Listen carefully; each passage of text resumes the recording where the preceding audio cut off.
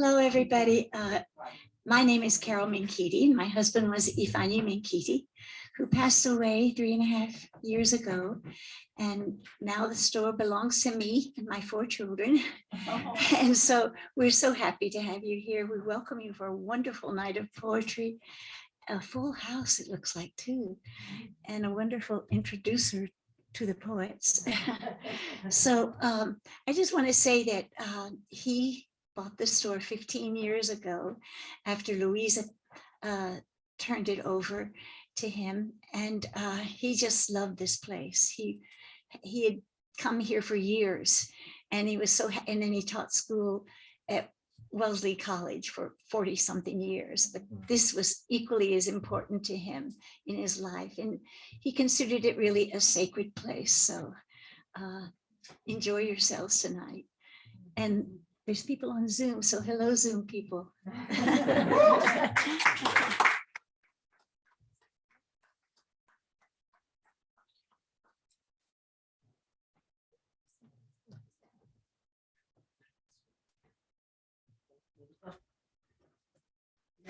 It's not easy.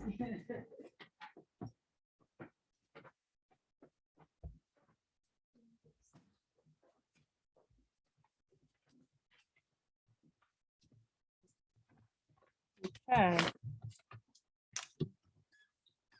Well, hello, I'm January Gill O'Neill, and I am honored to introduce this quatrain of poets who are going to read for us tonight.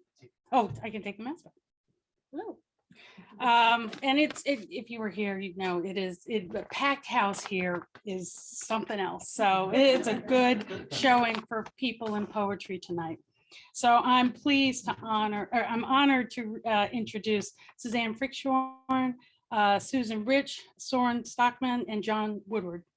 And I'll read all the bios, and then they will read in alphabetical order. Suzanne Frischkorn is a Cuban-American poet. In addition to Fixed Star, she is the author of Girl on a Bridge, Lit Windowpane, and 5 chapbooks. She is the recipient of the Aldrich Poetry Award for her chapbook Spring Tide, selected by none other than Mary Oliver, an Emerging Writers Fellowship from the Writers Center for her book Lit Windowpane, and an Individual Artist Fellowship from the Connecticut Commission on Culture and Tourism. She is an editor for Poetry is Currency and serves on the terrain.org editorial board. And I feel like I've known Suzanne forever, so it's good to actually see her in person.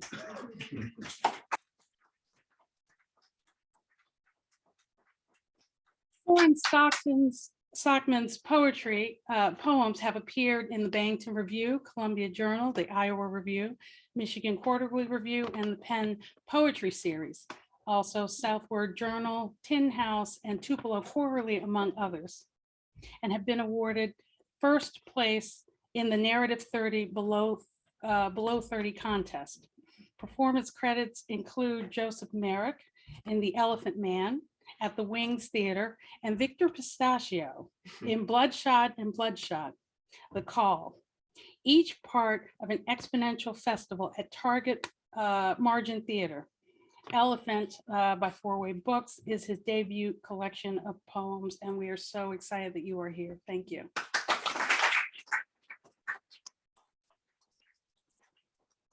Susan Rich, my dear friend, is the author of 5 poetry collections, including most recently Gallery of Postcards and Maps, New and Selected Poems. She is also the author of Cloud Pharmacy, The Alchemist Kitchen, named a finalist for the Foreword Prize and the Washington State Book Award. Cures include Travel and the Cartographer's Tongue, winner of the Penn USA Award. She edited, along with Brian Turner and Catherine Barnett, The Strangest of Theatres, Poets Writing Across Borders, and her poems and essays have been published in 7 different languages, and Susan has my heart. So I'm so happy that she's come all the way from Seattle.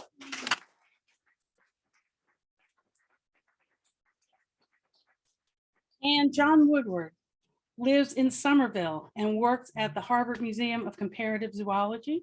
His books include Rain, Uncanny Valley, and The Amber in Ambrose, forthcoming in 2023 from Transfer Books. His chapbook, Pool Goer, and Speleology, and a chapbook of translations of Brazilian poet Nicholas Baer are both new from the Economy Press. His ongoing preoccupations are games, dreams, and death.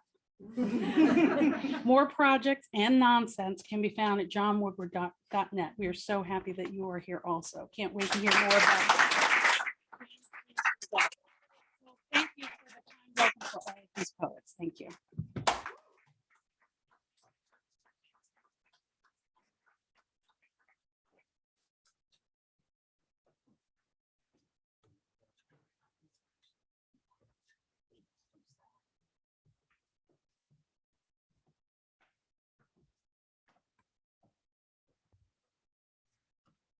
What an honor to be here. I'm so excited to be in Boston and reading with these incredible poets and seeing people in person that I haven't seen in a long time and people I'm only meeting for the first time in person. I want to thank James for organizing all of this. And I'm going to be reading from Fixed Star, which is my new book, just out from Jackleg Press. Fixed Star is a collection that interrogates, what it means to recover or fit your fragments of a heritage lost, an erased heritage. There are 2 sonnet sequences in the book.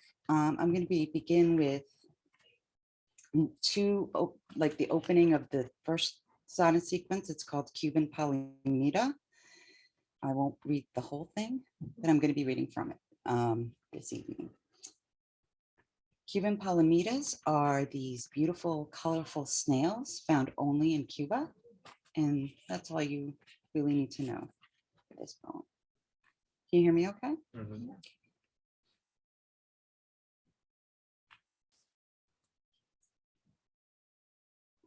Here we go. Cuban-American. Birth cleaved me in half. The sea I grew legs in, now a dissonance, a fixed star.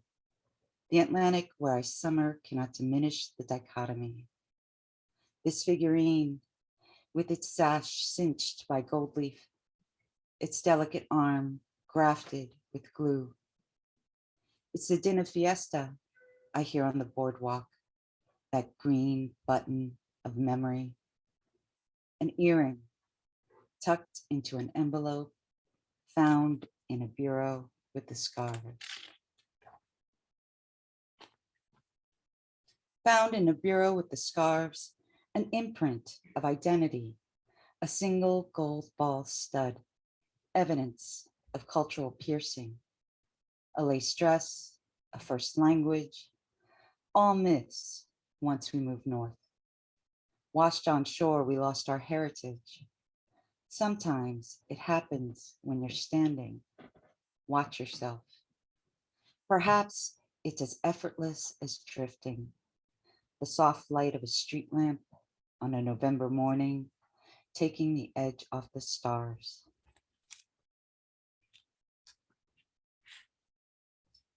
My body as a communist country.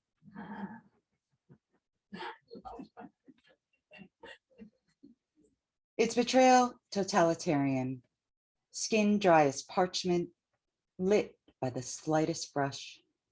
The scent in our sheet sets off chimes, a measure until you return. The minutes I swallow whole. Castro, you've nothing in Cuba like my desire. My body's capitalism, greedy. It's a slow jam in a darkened room, keeping time with a DJ. It's lyric, the blue light of aging, shadows, desires waking. 10 years from now, we'll wonder at this. My body's exacting power, brooking no opposition.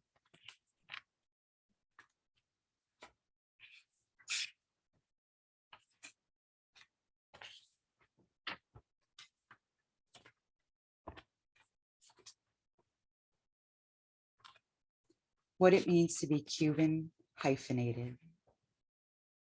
It means I'm on a journey. Is the soil blood red or brick red? To witness miles of tobacco's green waves. Yes, I know, no yearning for the island, or talk about a mango tree in the backyard, Carol City. What about burrs in the grass pricking my feet? Graffiti? My Cuban sitter built a tiled shrine to Mary, my only mother. I sat at her feet for days. What it means to be Cuban hyphenated, I don't know. My father's from Cuba. I'm American. He wanted me to learn one language really well.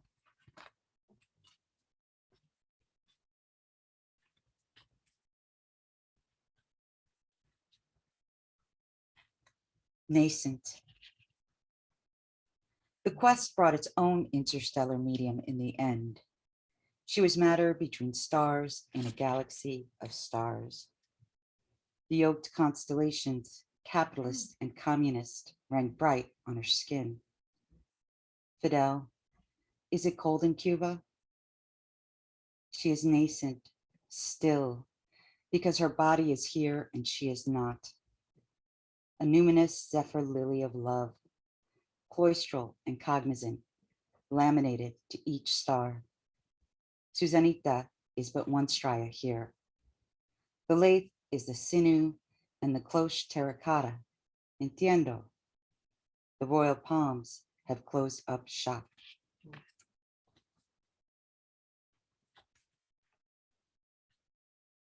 The next poem I'm going to read is a cento. It's called Palm Tree Cento. This is not something I've just learned. There was a sphere with dark patches like mountains, and I swear by the stolen image, you should listen to what they are hinting. Over there, evil and good actually have faces. How I would like to believe in tenderness, to know that light falls and fills often without our knowing. I am not speaking of rose windows. Here, after a meager diet of horizon, is some scenery. All the leaves stuck out their tongues.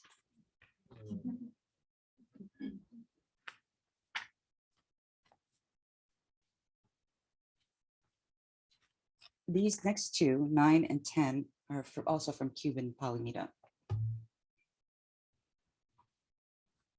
It's an odd form of capitalism.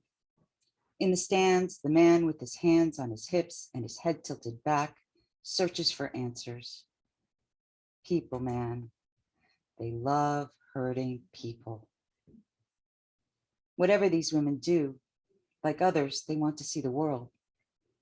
The money change happened so fast, nobody had time to think. And while I could end there, I have no desire to. I need a history more complete. So I continue with my father's story, making up details as I go along.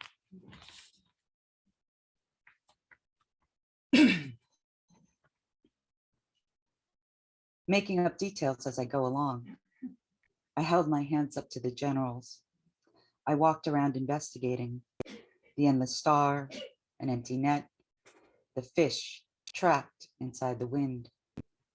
The first night was wonderful, adrift amid the remnants. In the empty house, I hear the sea. The boats were manned by brothers, uncles, cousins, blood ties, a bond love can twist. All the years by the sea taught her every definition of blue. There was a lot of lechery and disorder, and I am queen on that island. In March of 2003, Normando Hernandez Gonzalez was among 75 Cuban journalists who were arrested in what became known as the Black Spring. And this next poem was found in interviews from his experiences. Black Spring. I held my breath under the bed, curled like a knot against the wall. They searched cars. They searched everywhere, searched everything. A small incandescent bulb lit 24 hours a day. I always talked. If I had the desire to speak, I spoke. My only sunlight hours, Monday through Friday at noon. All 7 of us remained in solidarity. We began our hunger strike on the 13th of August. They took everything, including the mattress from the bed. All they left me was my underwear. The cell was completely boarded up, a small crack at the top of the door. If I stood on 5 books, I could look out into the prison. There was not an inch of me without a mosquito bite. Small red bumps on every part of my body. I never could sleep in that cell. To get through something like this, you think about your family. I believe that was my wife's saddest experience. She doesn't even like to speak of it, of when they let her see me. I didn't stand up when they did head counts. I wouldn't dress in prisoner's clothes. I never addressed any guard or official by rank. I was beaten with rubber sticks. In Cuba, even to breathe is illegal. To breathe.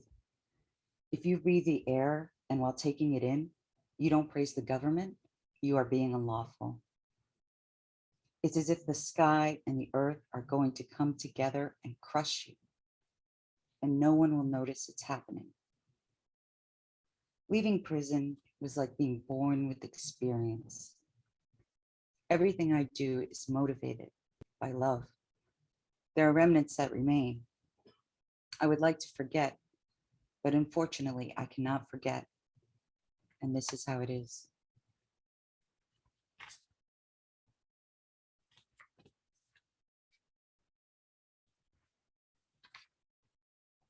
Excuse me. Exilio. Conch shell pink. The sky echoes an ocean, a song weighted with pearls and sea glass. Mercedes, what did you make of Miami? Did it taste like sunlight on your wrist? White mariposa, replaced by ribbon orchid. Jasmine, a scent of dreams. And flamenco, castanets cast on the ground. Your granddaughter will seek you in 100 mirrors. In Castile, in Cuba, she'll twine a history with silver thread. The ocean will rise up to whisper in her ear.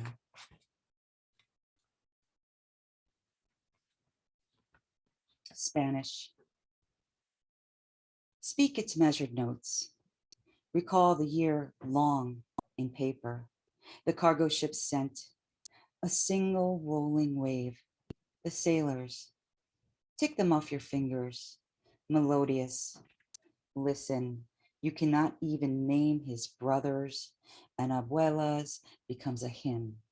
Mercedes, Mercedes, Mercedes. A song to weed the garden by. Mercedes. This is how we lose the language, how we lose ourselves to myth, to legend, and how you find me with regrets only. The last poem I'm going to read for you is one of the sonnets in the second half of the book. It's called Andalusia. A moment longer, it may not have rubbed off. The bougainvillea stain, its wine blossom. Rough is the face of Serenia, Teron, and rough the sand that spills from your palm. Darker than expected, night over the Mediterranean Sea. Strange to you, these hot stars, white like mijas, and their scent as hard. Had you known, would you still complete the journey? No habla español. Habla inglés, por favor. ¿Qué hora es? Time. We are speaking of time. How long it takes a stain to set, a flower to blossom. More than a morning. the Acanto-inspired columns, and nothing you promise will coax the palomas to follow you home. Thank you so much.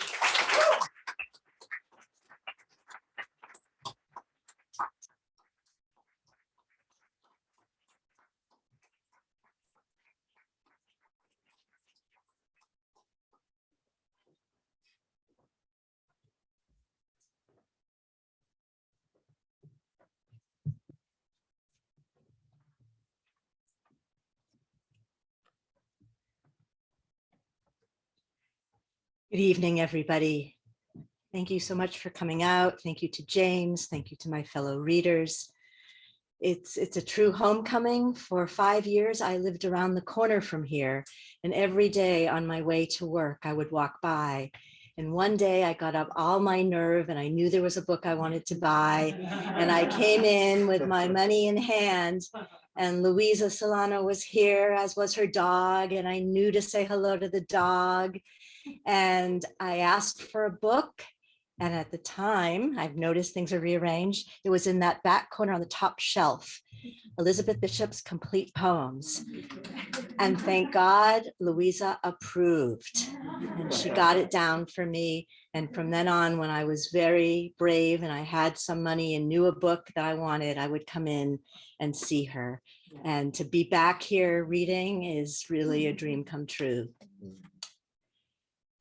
And I am very thankful to see people here from all different points in my life, from my friend Jennifer Markell from 4th grade. And, you know, I could name everyone, but you don't really want me to do that. I want to do that. I am starting with a poem called The Maparium, and it's so much fun to be in Boston or Cambridge, where most of you probably know what I'm talking about. The Room of the World, that was a required 4th grade field trip at the time I was in 4th grade. The Maparium, Boston, Massachusetts. In geography class, we learn the world of oceans, continents, and poles. We race our fingers over mountain ranges and touch rivers lightly with felt tip markers. Deserts, islands, and peninsulas tumble raw and awkward off our tongues. Kalahari, Sumatra, Arabia. We visit the Maparium on a field trip, a made-up word we learn for the place where the world resides. We clamber in with falling socks and high octave squeals. Palermo, Kabul, Shanghai. Exploring the globe, crossing its circumference, we take flight. Touch down on the see-through bridge. The earth as it was, a time called 1932, stays in a room, retracts our breath, our lives, makes history into color and light. We look up at the Baltics, see Lithuania, Latvia, Estonia, lands my grandmother left, 16 and wanting the world. I want to stay inside this world, memorize the pattern of blue that reveals the origins of every sea. A wave hitting stone is the sound my voice leaves as a pledge of return on the glass. Feet to Antarctica, arms outstretched like beacons towards Brazil. I will take this world for my own. It's one of the earliest poems in the book. So this is I'm reading from New and Selected, which is recently out, and that was definitely old. It's fun to be back here and remembering parts of childhood. I'm hoping some of you remember the show Bewitched. Yes, a good time of year to be reading about Bewitched. And I think Elizabeth Montgomery was maybe from Salem, or maybe I'm making that up. What I learned from Bewitched. A girl could have a boy's name and still be beautiful.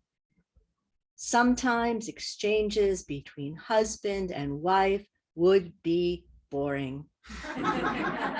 All pot roast and brisket, yet a twitch of the nose and clean dishes could appear like a universe rewilding But what good was traditional magic if Sam stayed with what's his name? How could anyone love a man, the opposite of handsome, only begrudgingly kind? What if the network had written her a new lover? If together the two women had cleaned the neighborhood of bigotry, of crime? I watched bewitched as my mother bleached the kitchen sink, let down hems from hand-me-down coats. I cast spells and collected international postage stamps. Abracadabra, survival. Abracadabra, something, something new. I love hearing people laugh. I'm not sure there's much laughing in this next one, but hey, that was the laughter portion of the night. Alston Street in Brighton is where I was first born and lived for the first 4 years of my life. And this poem's called Tonight I Travel Back to Alston Street. When my father turned 19, his father died, and no one told him the truth of dying. The ocean is for sale today, and you cannot buy it. In their corner store, kosher for Passover labels arrived unaccompanied by the rabbi's actual prayers. Duplicity sticking to each can of mandarin, each vessel of sour pickle. The silences could drown a boy, could slay him down to a slip of breath. Language drifting between Yiddish and English. Shabbat candles, the only brightness he could rely on. Stay bright, he might have prayed, but probably not. Perhaps his mind played the periodic tables or bicycled down tenement avenues. Here is what he learned: to perfect invisibility, to become a statue, an American, like Buffalo Bill or the Kennedys. I think of the tides that grew him, a man with a talent for happiness, and his wife, most alive in misery. The plush and spin of their marriage, green tongues never watered enough. Angel wing begonias my father grew in pots of vermiculite. No dirt allowed in my mother's house, no bugs. What made him do it? Every year, as winter dust tempered the sun porch, he transplanted the starts upstairs, and attic bound they rested, dormant. Today, my father, dead 20 years, would be 93. It's hard to believe it. Were you his favorite? My father's best friend asked as the funeral broke up. And so I took it in. The same way I overheard a student on campus pleading with his friend, "Do I smell of pancake batter?" Asking as if he really needed to know. So little it takes to swim beyond the small talk and investigate the ocean floor, the coral reefs and lost sunglasses, the obscured treasure of feeling and forms of intimacy. Only once did my father tell me, "I love you." That human line of language, 3 syllables and 8 letters with 2 spaces in between. It's the in between where I live now, the middle of middle age, where I paint my house the blue gray of Alston Street to invite back the person who fathered me. The branch tributaries and blossom on his birthday, May 20th, when I will return to him beyond language, my ghost self and his finally speaking. So it's not all childhood stuff. So as you can see from the cover, there's a focus on surrealist art, specifically by women. The cover is by Remedios Varo, and Leonora Carrington was her best friend. They lived in Mexico City and were contemporaries of Frida Kahlo. And I am predicting that there'll be a movie about Leonora Carrington within the next few years because she had a crazy ass life. And this is called Self-Portrait as Leonora Carrington Painting. I never understood how it happened, the doorknob turning left, not right, until the different selves assembled.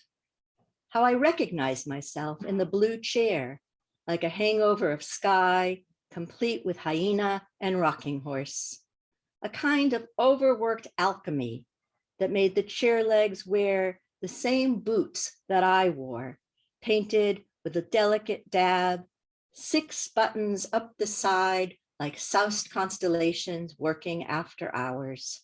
And when no one was there, the horse, shoeless, stumbled out the doorway, mane matted and unadorned. She cantered into the orchard for just a moment, yet in her clouded loneliness, how she howled, how she opened her ginger mouth to the sky, apricots buzzing on the branches as if to join her. How did she transform from toy to Pegasus? How do I toss off my blue dress of missteps and instead choose a star map that slips me through to another galaxy? Goodbye to the asparagus of self-doubt, the onion skin envelope of the lonely. Instead, let this hangover open into uncharted happiness. Let the sweetness be dangerous. Unfasten the windows from their frames. Take off the rooftop from the triple-decker house. Join the hyena, the horse, and the girl. Offer them wings.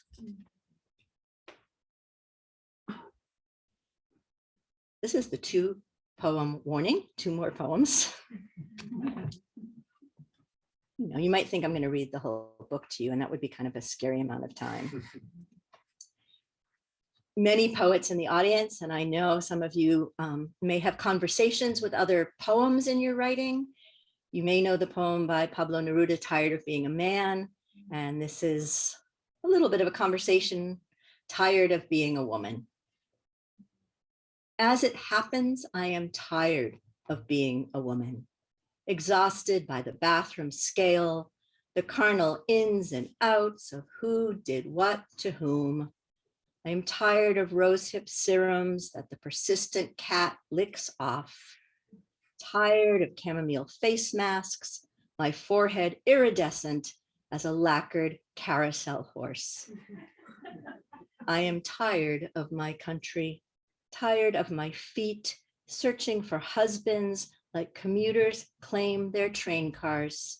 One in a dark and empty space, another a little off the rails. Instead, I'd prefer to be a corner store with an echoing bell of welcome. The attainable pleasures, honeyed challah, yellow tulips in winter. Honestly, I'm exhausted from walking home alone, past kneeling lovers, past swans. I don't want to go on paddling towards fascism in the West. I don't want another pizza to watch the fallen B stars on New Year's Eve. I can't go on as a pair of eyeglasses. I cruise the local ice cream parlors, the salons, the table linen restaurants that thrust the scent of sirloin and rum onto the sidewalk, that scarf up the mortgage payment, the safety net, the lifetime of save and save and save. All I want is the frisson that comes from an operatic sky, from another stroll at dusk. All I want, my lover's lips on the lower curve of my back. I want the shoreline where sea lions appear and almost wave to me as they warm their flippers in the briny air.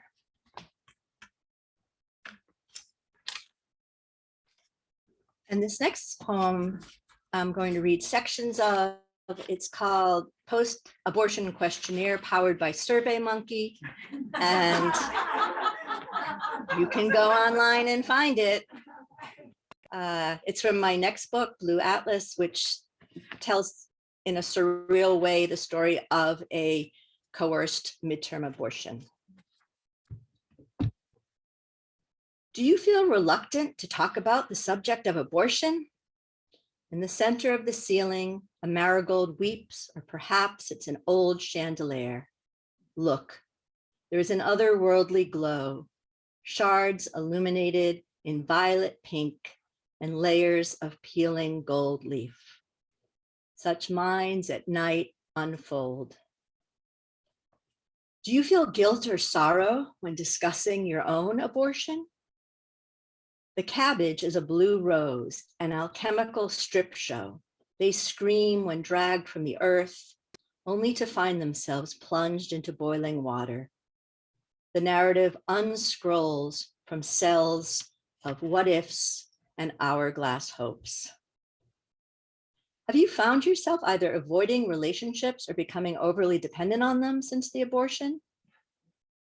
If I could unhinge myself from myself, attach to bookshelves, sever my tongue, I would watch as it grew back, rejuvenated and ready to speak. Do you have lingering feelings of resentment towards people involved in your abortion? Perhaps the baby's father or your parents. One must be careful what one takes when one turns away forever. A Tuareg scarf, 2 photographs, untamed thoughts that curse, then lift. Occasionally, yes, though mostly not. Do you tend to think of your life in terms of before and after the abortion? Too scared to speak my name, not etherized upon the table. I wore silver stirrups, blue wraparound globe. The young nurse and I held hands. You're doing great, she cooed. I remained awake, awakened. Have you felt a vague sort of emptiness, a deep sense of loss, or had prolonged periods of depression?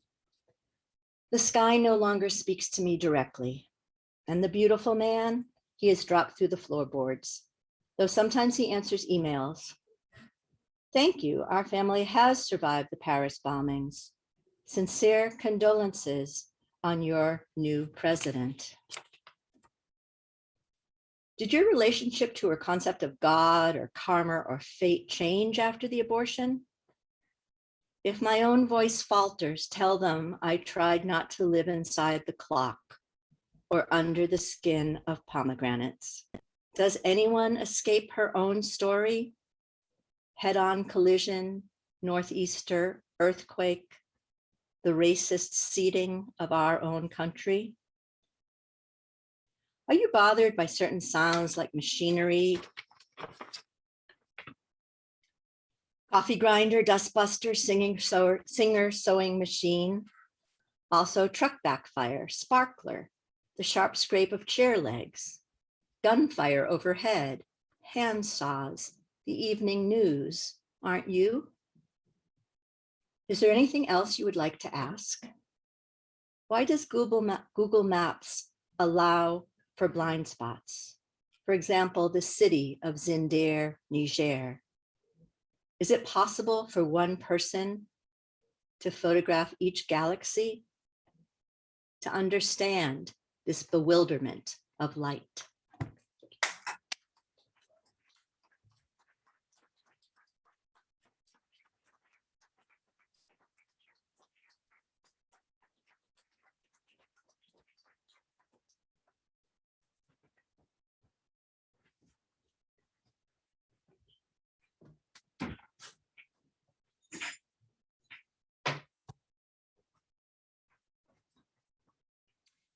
Thank you so much, Susan and Suzanne.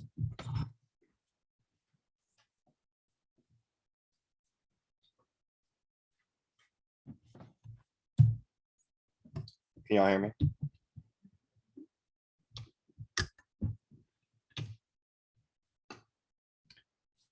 My name is Soren Stockman, and my obsession as a poet is tenderness.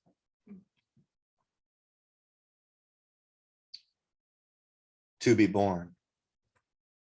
This is hallowed ground. I'm so honored to be here. To be born. When I was young, I was really an old man. I remember it. Delicate and spacious, aware I would become more honest, feel natural, knowing half of love is need. A serious young man. I had trouble saying yes to the bright, clear days. With what pitiful ease we could change our lives out, something else in, but the tissue holds memory we don't quite know. One night, like a boxer dropping his gloves, I answered every question immediately. Slowly, we laughed more. We were hysterical at night, and morning blew the doors open. I ate a radish, never contracted chicken pox. My singing improved, and women never stopped looking. Then my friends began to die. They passed through the beautiful old maples I watch from my window. What a blessing to love the world and then finally be born.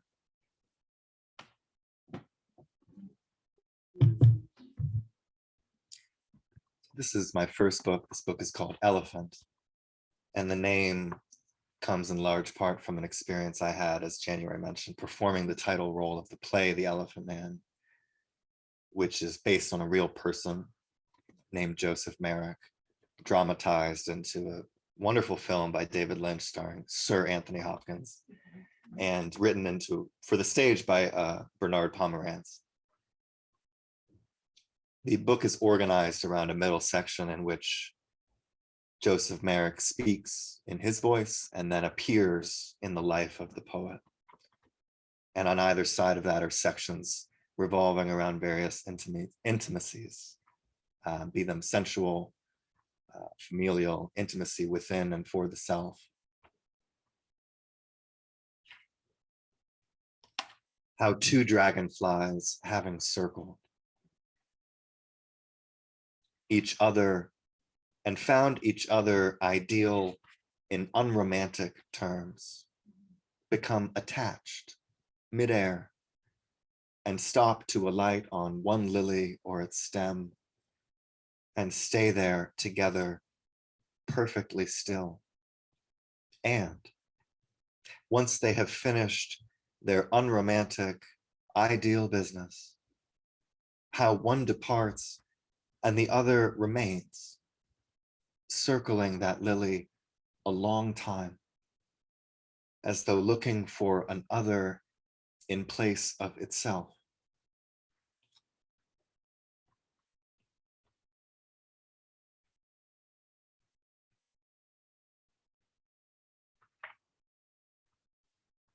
Afternoon in Wyoming.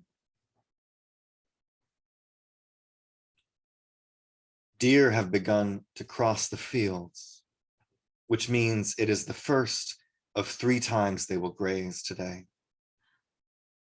If I open the door, they will turn toward me, perfect in stillness. If I move after that, they will dance away, their white tails. I watch them through my window and try to slow down time. Deer know where to sleep, where it's best to drink from the stream. Have you ever met a beautiful man who didn't want to be beautiful? I ask them. Wouldn't that be virtuous? A doe, her fawn trailing her, answers, that would be stupid. Who would he be to deny the formative Godhead? What is his self-loathing worth to him? She sighs and the day passes. Lint pirouettes across my eyeballs. Yes, but it's dangerous, I reply. The doe looks away, catching a scent, then back at me. It's only dangerous if you're a fool. I can't believe you're writing about this. You are not beautiful, so you don't have to worry, okay? I have yet to meet him anyways, I say. The deer shake their heads and disappear.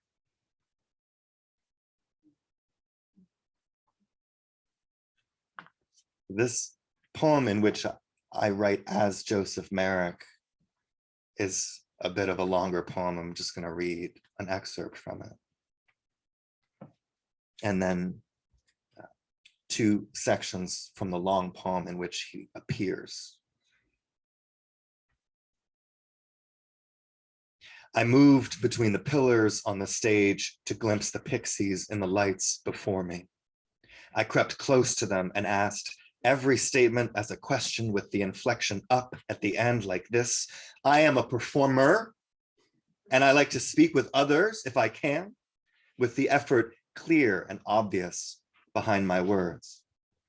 Sounds rose like ash choked in my gravelly throat. I thought, I am a good man. I am what I had to be, and privately thanked the pixies for what they provided me. The sideshow rehearsed with the intense stoicism of elephants and didn't pause other than to cackle brightly when I spoke, no matter what I said, no matter if people thought me different from them, no matter my biology or makeup, no matter the dust floating or the mice feeding or the gaudy decoration of a single metal chandelier with no candles. The room was lit by the wounds of the wounded, and the light could not penetrate me, but emanated from the dark matter that constituted the majority of the universe, though we do not know those elements and perhaps will not. It was all we had to account for the missing mass in the orbital velocity of stars that I connected on my bedroom wall. I knew the names of the scientists of my day as they discussed with me what the future would bring. I felt a private self inside that I protected like a dependent embryo somewhere in my body, and it thrilled me to play the listener. Sleep was difficult. I drew heat maps of the universe inside my embryo self and diagrammed a trajectory of growth, a small infinity.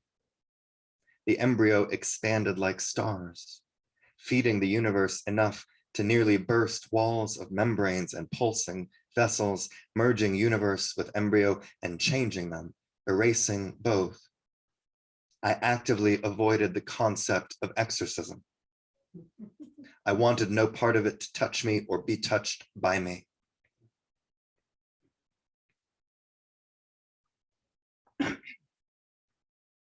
Sketch for the drunk. I turned his hips and his hands found the wall so fast I thought he was used to me. His head turned to me. There's a rhythm to the memory now. It clicks like old knees, a record finished.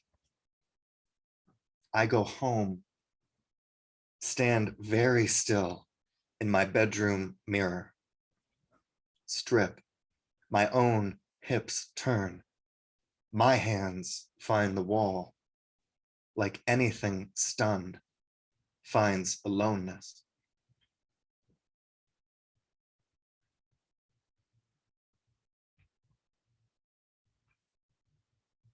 Fetish.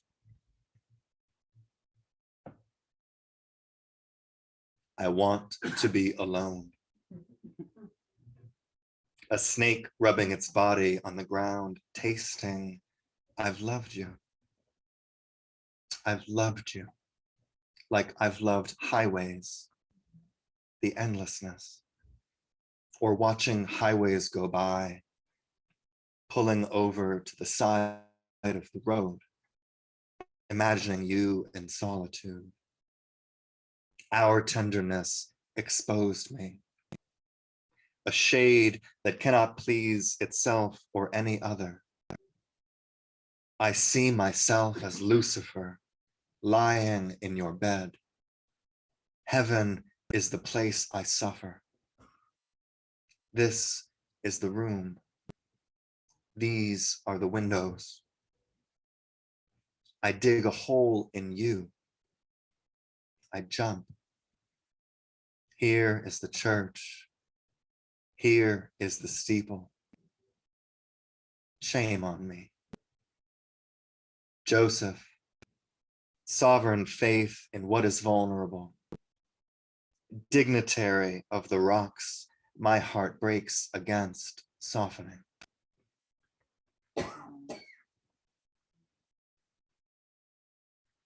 This last section of the book really focuses on family. If we are lucky, the original love that begets all love. And it's for this guy here, Frank Stanford. It's called It Wasn't a Dream, It Was a Flood. My brother is sitting on the floor in the corner of the kitchen, breathing really heavy, making faces I've never seen. The faces are taking him apart like a cabinet. I get him a glass of water. He says, I saw two people outside and a pig was screaming. There were red birds everywhere. The moon lit up the grass and I was barefoot, running like a god after that pig, gripping something sharp and demented in my right hand, seconds jumping in my head. Water poured in from either side like it had come down a mountain, swept up the trees like a boy doing chores. Before my eyes closed, I saw the pig lifted up and spinning, already feeling everything.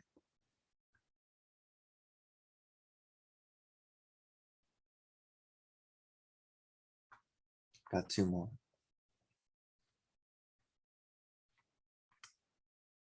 And thank you, Susan. I think you mentioned Lithuania.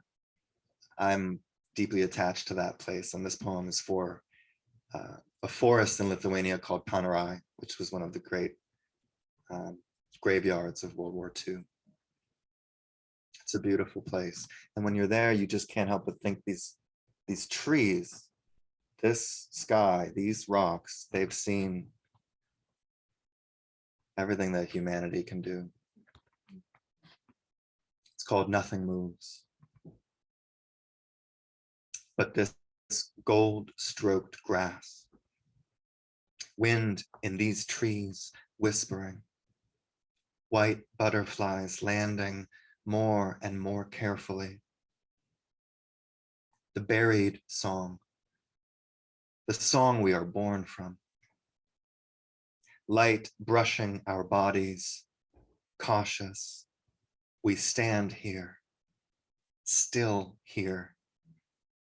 Nothing but the earth moves, alive at least, thank God, and time steals through us.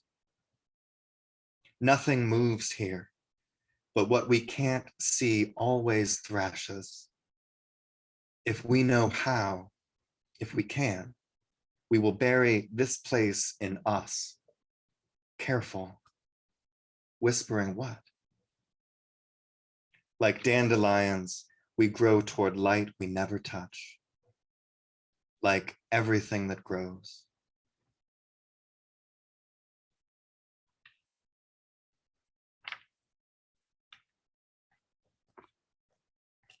This last poem is called Carousels. Thank you again for having me, for being here. When your bare knees together chatter at night, sleep an animal prayer that never catches you. You, my dimly ever burning, my reconcile.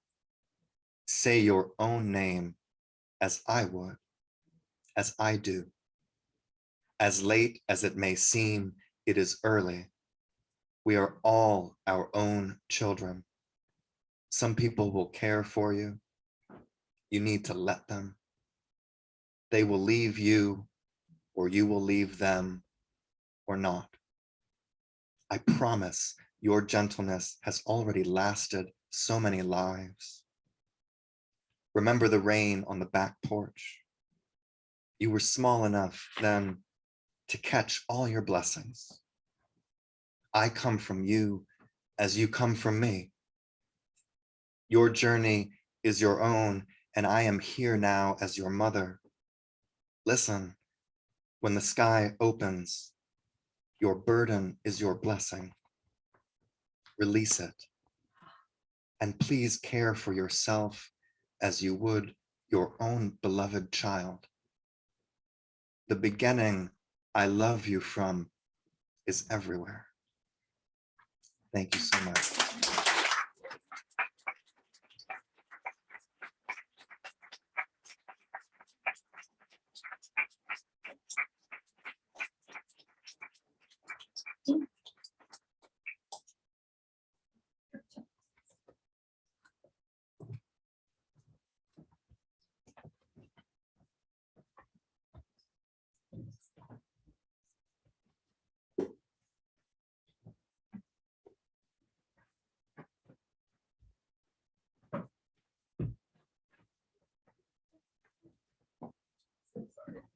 There you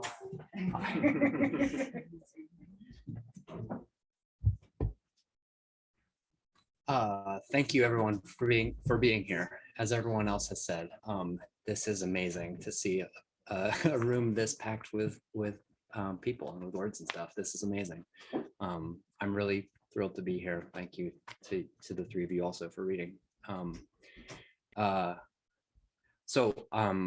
I'm here to launch two little chapbooks just out from the Economy Press. Anthony Opal, who does this press, is here. Thank you very much for being here. Makes these beautiful little books, and check them out. Not just mine. So I want to start by I want to read a little bit from this. It's really a selection of translations of Brazilian poet Nicholas Baer, and I need to start by sort of introducing Brasilia, the city, because his poetic obsession is that city and human kindness. In the 60s, they just decided to move the capital from Rio, and built a city in the middle of what was then nowhere. Just sort of decided to make a city happen in the course of 5 years. So it's this pre-planned thing that they sort of stamped into the high desert plain, and it looks it. It's big buildings with lots of open green space in between them, crisscrossed with bare dirt paths where people actually walk. So like none of the planned streets and sidewalks work for people who live there. It's this sort of like pre-planned modernist paradise that actually didn't shake out the way that anyone thought. And that's a huge part of what Baer is sort of cataloging in his work, is the various failures of this otherwise kind of beautiful, amazing place. The major axis, it's built on the sort of plan of like one major axis along which all of the government ministries are aligned, and the parliament and whatever is at one end. And then crossing that is the minor axis, which sort of forms like the major axis being the body and the minor axis being the wings, forms this like, almost looks like a bird. If you go and look at it on Google Maps, it looks like a sort of bird was stamped into the earth. And so that figure of the X where those cross keeps coming up again and again and again in Baer's work. He himself, Nicholas Baer, moved there in the 70s. So he's lived there almost as long as the place has existed. He sold thousands of copies of his own handmade poetry books just by hand on the streets. 8,000 copies of his first book, apparently. He was briefly imprisoned by the right-wing military dictatorship. Seems to have been a not uncommon thing that happened at the time, and hopefully not any more in the future. We'll see what happens in their election in a few days, I guess. But so he and I met in Brasilia. I was there with my ex-wife, who's also here. She was there for a piano concert, and I thought I'll try and meet some poets while I'm there. And he was gracious first by email, and then in person. I wrote him this elaborate email trying to introduce myself and best foot forward and everything, and he wrote back right away and said, none of that formality with me. There should be no barriers between poets. Let's meet and talk and whatever. I think that's another thing that really comes through in his work, is the deliberate effort to resist formality and anything that gets in between people, that imposes a barrier between people. And though I guess the only other thing I'll say is this: you might hear this. He puts forward this idea of Braxilia as a sort of almost like ghost spectral version of the city that doesn't exist, and it will never exist, but it's what Brasilia could have been. It incorporates that crossing where the major and the minor axis cross, that X, into the name Braxilia. So and so this selection is poems from the 70s to today. It's got a few new ones, not new as in unpublished, and I have done my best to do justice to it. What seemed like it was going to be a simple translation project at first got more and more complicated as I worked, but I'll just start at the beginning and see where we go from there. Unrecognizable poet among the rubble, head smashed, arms cut off, legless. First the materialization, then the dream. Brasilia happened in reverse. The ruins were founded, then the inhabitants began to abandon the city. When will this city be founded in me? Brasilia was born of one primary gesture, two axes crossing, the sign of the cross even, as of someone asking for a blessing or forgiveness. Here are celebrated the values of a society. Here is ennobled the spirit of a nation. Blah, blah, blah, Brasilia.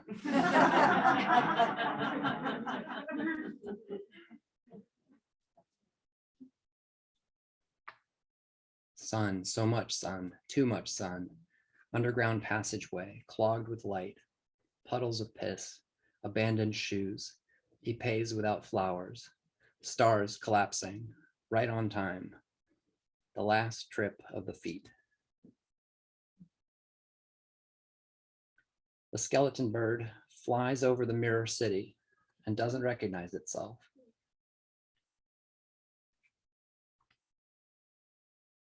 Brasilia is exactly this, that you are seeing, even if you are not seeing anything.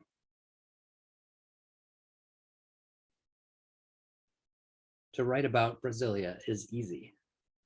This false page left blank. What I want to see is heaven pulled from inside this abyss. Imagine Brasilia, non-capital, non-power, non-Brasilia. That's Braxilia. A city without a past. Your past is me, and your tradition starts here, ground zero. Can you imagine saying that about a place that you live?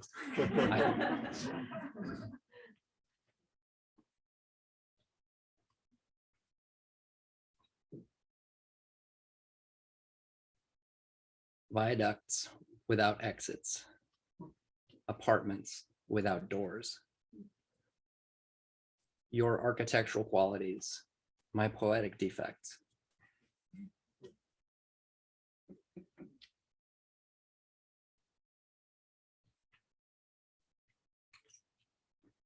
With the passage of time, the concept of the superquadra had to be updated. I guess I should say the superquadra is like one of the major divisions of space in Brasilia. It's along the streets, the sort of city blocks are these big superquadras that are made up of buildings arranged in a set of like pre-planned ways. And they were, you know, hailed as like marvels of design, and they're beautiful, and they don't really work for people and for the city, unfortunately. With the passage of time, the concept of the superquadra had to be updated. And this is all in quotes. Residential space, closed in with walls and guard huts, exclusive helipad, buildings from a few templates, no green space, studio apartments in the previously free space of the columns. No, the poet may not come up, and also may not speak with the supervisor on the intercom, much less remain down there below the building. May the poet kill himself? Yes, he may, just don't dirty the floor and the columns.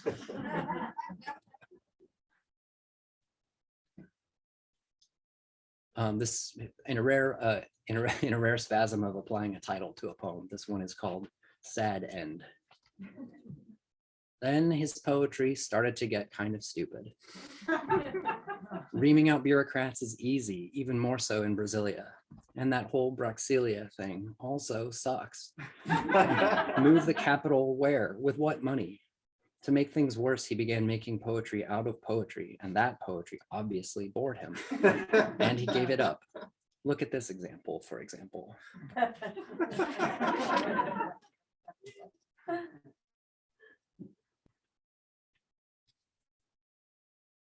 Is it Brasilia yet?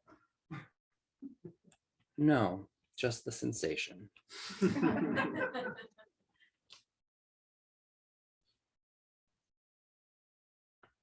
This one makes me sad. My favorite pliers, lost forever in the construction of the bus station. How will I ever again weld my dreams to you?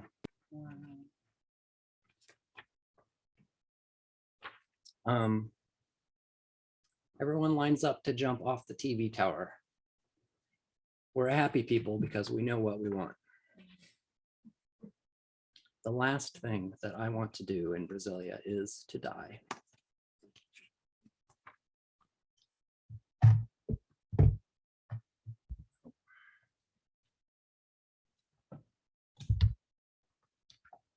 Shifting gears just slightly, I want to read a few of my own from this other little book called Poolgoer and Speleographer. I've got a complicated relationship with writing autobiographically, to the extent that I didn't think that I was writing autobiographically when writing this. And I might not have been, but I said so afterwards. So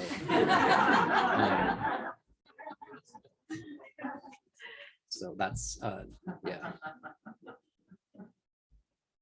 It's arranged graphically in a very unusual way, I think. The cover of the book shows you more or less how it's arranged, and also teaches you how to read its words, which is helpful. Good job on that.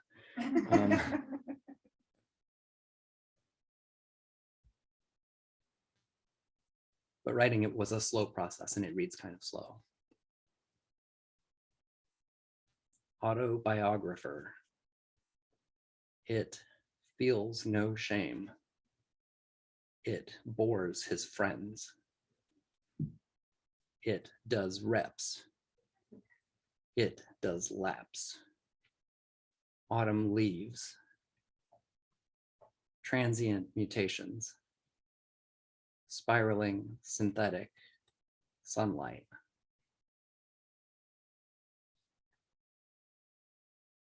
I never remember beyond a torchlight flicker of a sort, a pitter patter at the other end of a sort of tunnel.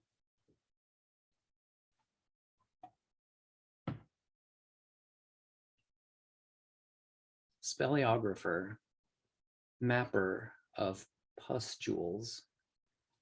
That's what's there. And tinnitus, that gimmicky, fleshless, fishless, blacklit from inside sound I make.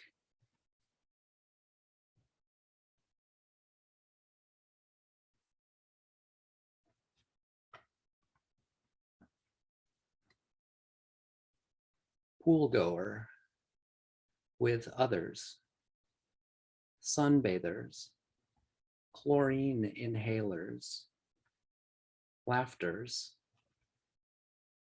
Which one is you, pool goer? All ambient, all subtle, all shade.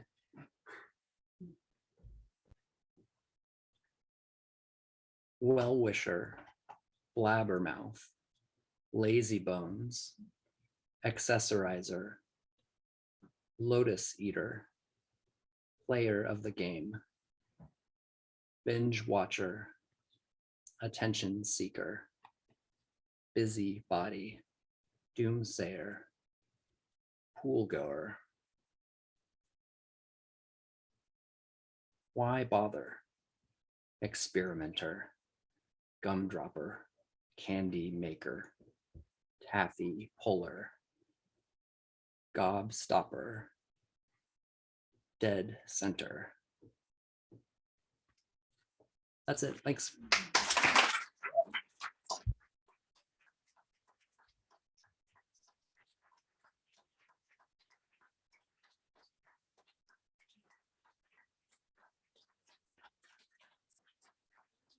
Let's give the poets another round of applause.